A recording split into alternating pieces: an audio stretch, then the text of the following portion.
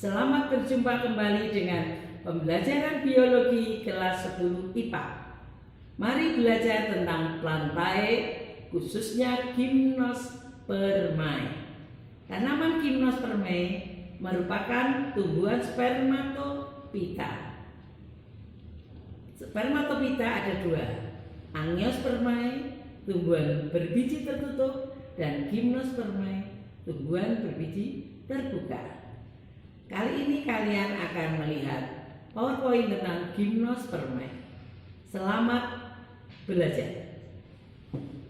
Para siswa SMA kelas 10 IPA dimanapun engkau berada, di masa pandemi COVID-19 ini kita harus tetap bersemangat, tetap belajar meskipun di rumah saja.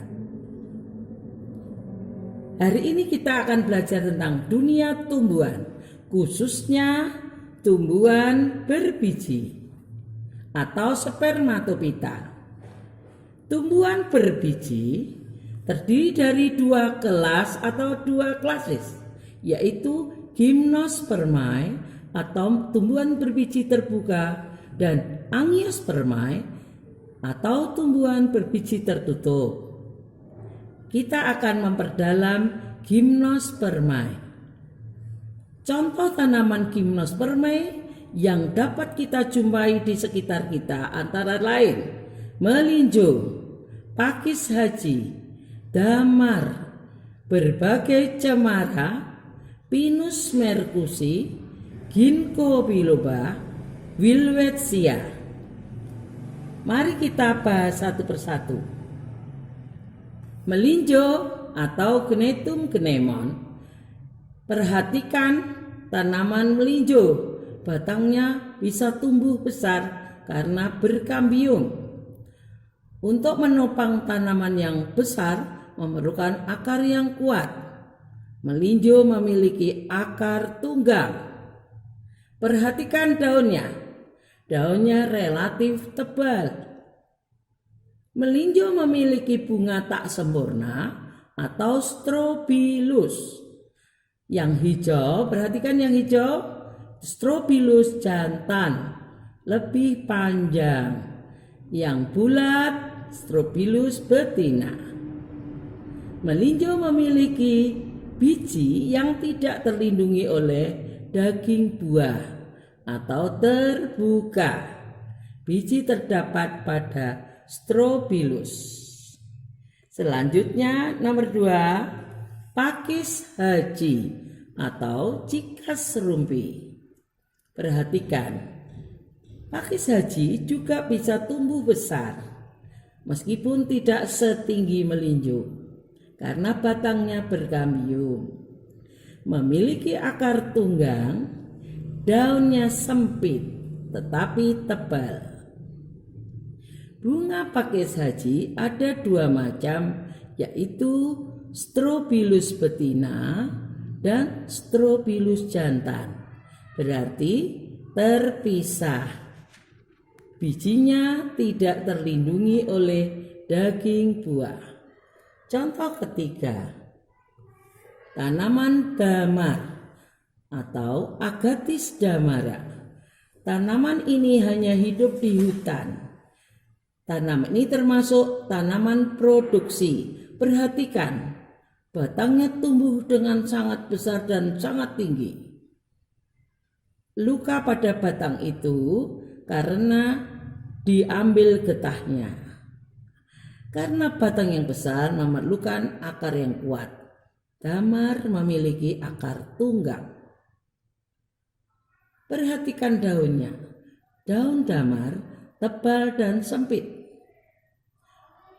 Bunganya berupa strobilus jantan dan strobilus betina. Berarti bunga tak sempurna. Bijinya tidak dilindungi oleh daging buah atau berbiji terbuka. Contoh selanjutnya, cemara laut.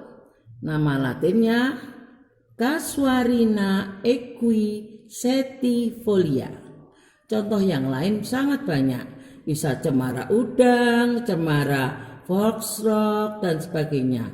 Kali ini kita ambil contoh cemara laut. Perhatikan, cemara laut memang berada di daerah pantai, dapat tumbuh tinggi dan besar. Akarnya tunggang, daunnya tebal dan sempit. Perhatikan bunganya. Bunganya berupa strobilus. Pada bagian pangkal strobilus jantan dan di ujung strobilus betina. Bijinya tidak dilindungi oleh daging buah. Perhatikan bijinya, yang hijau itu biji yang belum kering, yang coklat biji yang sudah dikeringkan. Contoh berikutnya, Pinus mercusi. Orang sering menyebut tanaman pinus. Tanaman ini bisa tumbuh tinggi dan besar, bisa untuk membuat bahan bangunan, sehingga diperlukan akar yang kuat. Pinus memiliki akar tunggang. Selanjutnya, perhatikan daunnya. Daunnya sempit seperti jarum, tetapi tebal. Pinus juga memiliki bunga tak sempurna atau strobilus. Dikatakan seksnya terpisah karena ada strobilus betina dan strobilus jantan. Di dalam strobilus betina terdapat biji yang tidak dilindungi oleh daging buah atau berbiji terbuka. Contoh selanjutnya, Ginkgo biloba. Di Indonesia, tanaman ini kurang dikenal. Kita menemukan Ginkgo biloba dalam produk-produk makanan kesehatan, suplemen kesehatan. Sebenarnya tanaman ini lebih banyak di daerah China atau Tiongkok. Perhatikan, ginkgo dapat tumbuh besar, tetapi karena kecantikannya bisa dibuat bonsai. Karena bisa tinggi besar berarti memiliki kambium, memiliki akar tunggang, daunnya tebal dan relatif sempit. Ginkgo memiliki strobilus jantan dan strobilus betina yang terpisah. Bijinya tidak dilindungi daging buah. Bijinya ini yang kemudian dimakan atau untuk suplemen kesehatan. Contoh yang terakhir, ini adalah contoh tanaman gymnosperma yang sudah langka. Namanya Wilwetsia. Wilwetsia hidup di gurun-gurun di daerah Amerika Selatan. Meskipun tidak bisa tinggi, tetapi bisa besar karena batangnya berkambium. Memiliki akar tunggang, daunnya tebal. Strobilus jantan dan strobilus betina terpisah. Perhatikan, yang besar adalah strobilus betina, yang kecil-kecil panjang strobilus jantan. Perhatikan bijinya. Bijinya tidak dilindungi oleh daging buah. Dari 7 contoh gymnospermae di atas, ada satu persamaan. Semuanya melakukan pembuahan tunggal, yaitu pembuahan antara ovum dengan sperma yang menghasilkan satu embrio. Demikian pembahasan tentang gymnospermae kali ini.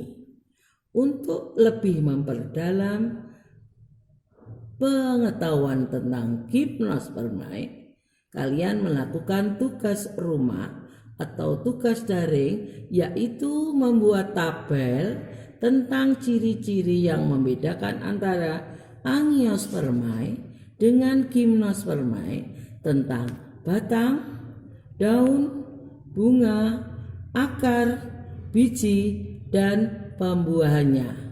Cari juga contoh manfaat dari gymnospermae. Demikian pembahasan tentang Gimnos Permai kali ini. Selamat belajar, jangan lupa jaga kesehatan dan tetap di rumah saja. Terima kasih. Nah anak-anak, demikianlah pelajaran kali ini tentang Gimnos Permai. Setelah mempelajari PowerPoint tentang Gimnos Permai, kalian mengerjakan tugas pada akhir dari bab ini, yaitu membuat tabel tentang perbedaan Gimnos Permai dan Anios Permai. Semoga kalian senang dan asik meskipun belajar di rumah saja. Assalamualaikum warahmatullahi wabarakatuh.